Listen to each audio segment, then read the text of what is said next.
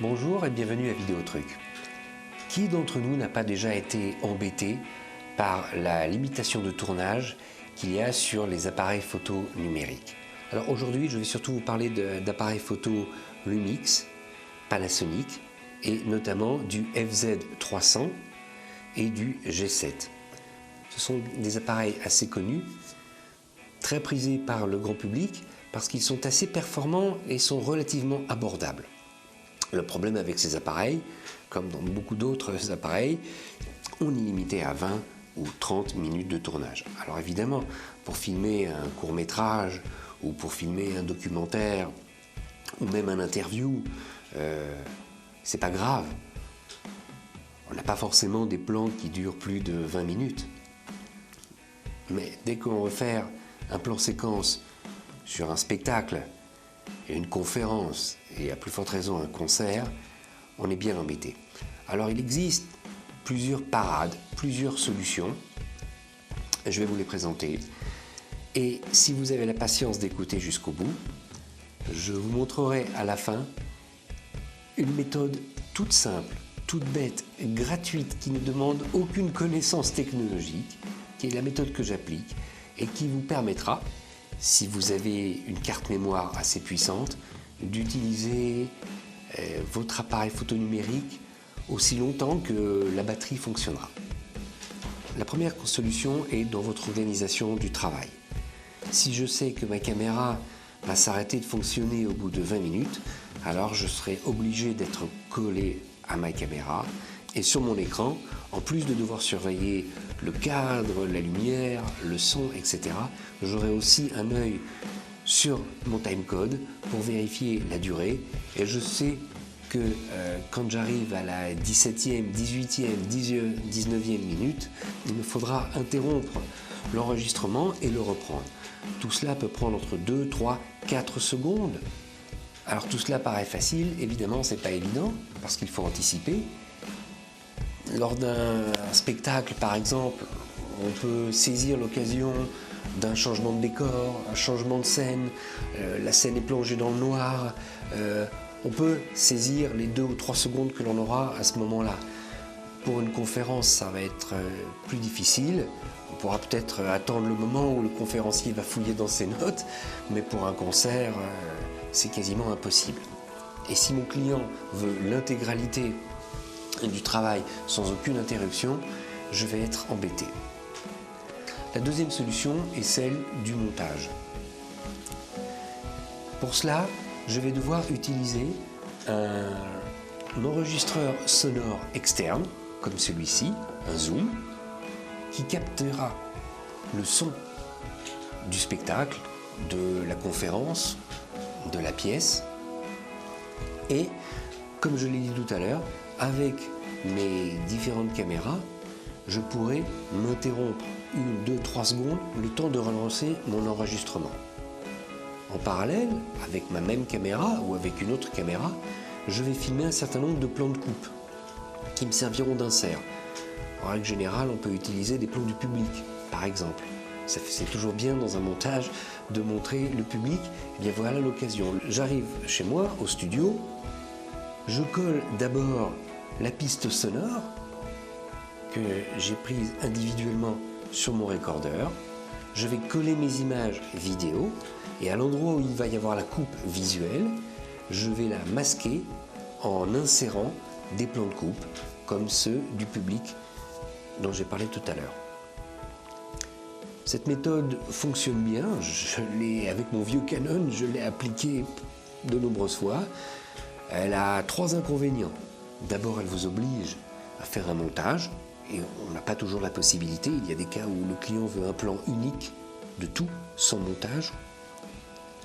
Cela vous oblige à enregistrer le son sur un recordeur externe.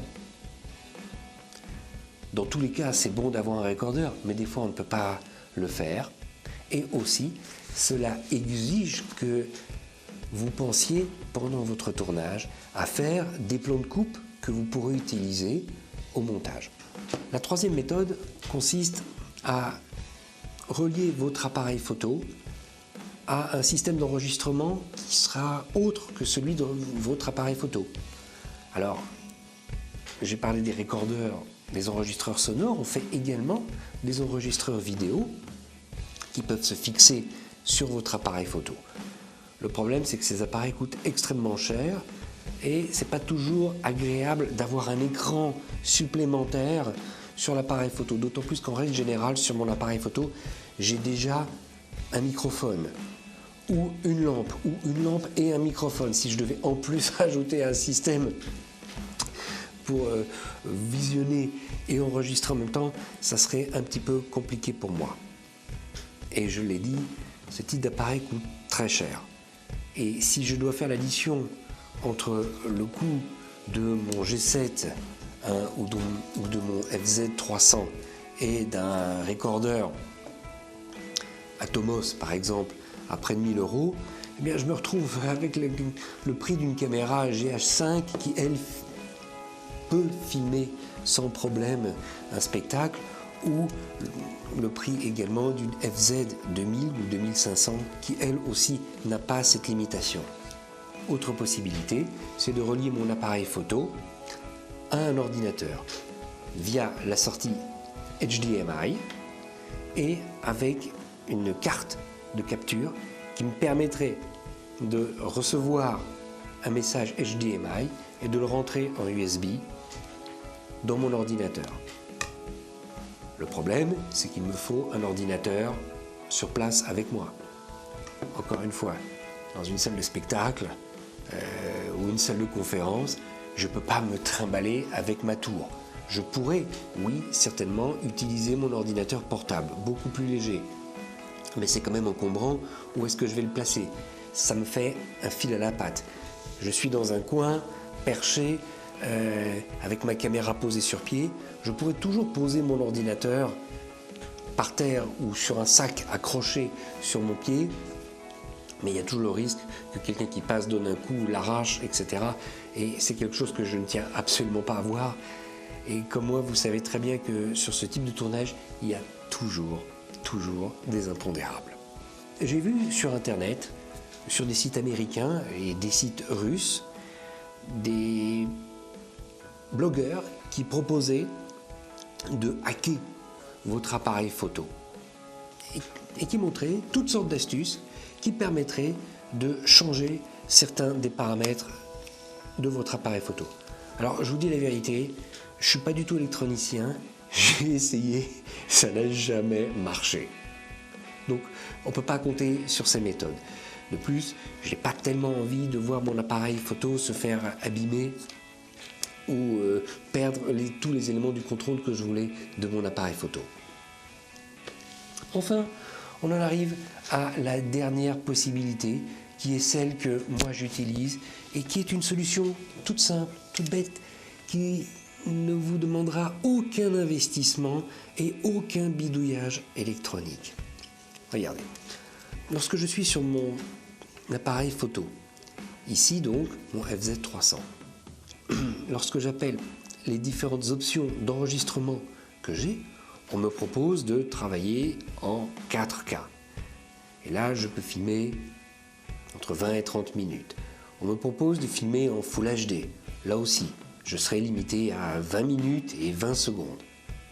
Mais, si vous regardez bien, dans la ligne du haut, on me propose d'enregistrer en AVC HD. Et là, je clique AVC HD 60p.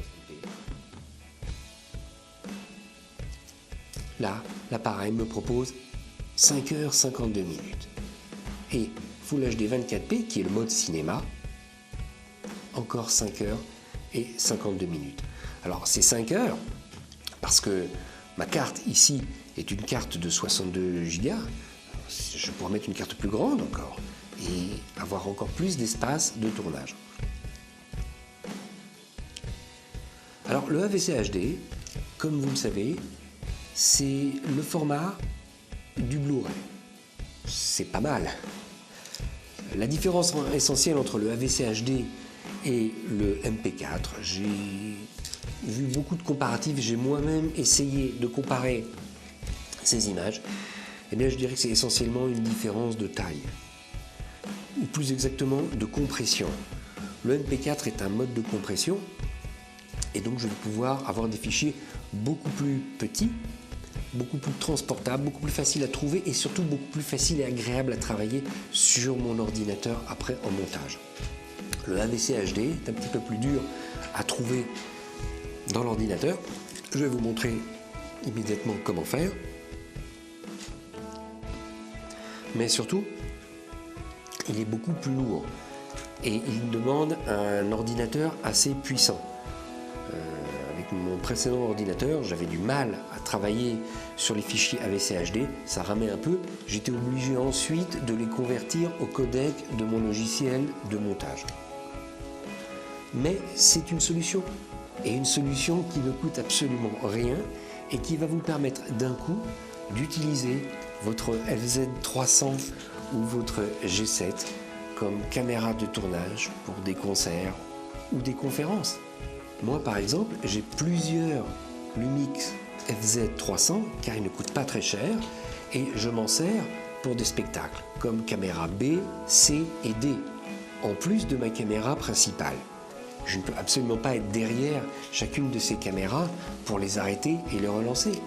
Maintenant, je les mets au format AVC HD, je les laisse filmer et je continue de travailler. Alors, c'est vrai que l'option AVC HD ici est en format Full HD et que si je voulais travailler en 4K, je ne pourrais pas. Pour cela, il faudrait que je fasse une bidouille, comme je l'ai indiqué tout à l'heure, en hackant mon appareil photo, ce que je n'arrive pas à faire et ce que je ne tiens pas à faire. Mais le format Full HD me convient très bien et donc je travaille en AVC HD. Si je veux avoir la possibilité ensuite au montage de jouer sur mon échelle de focale, c'est généralement pour ça qu'on utilise d'ailleurs le 4K, c'est pour pouvoir se rapprocher et s'éloigner sans avoir de perte de qualité, eh bien je déciderai de faire un montage en HD et non pas Full HD, et je pourrais déjà zoomer dans mon image sans avoir de perte de qualité.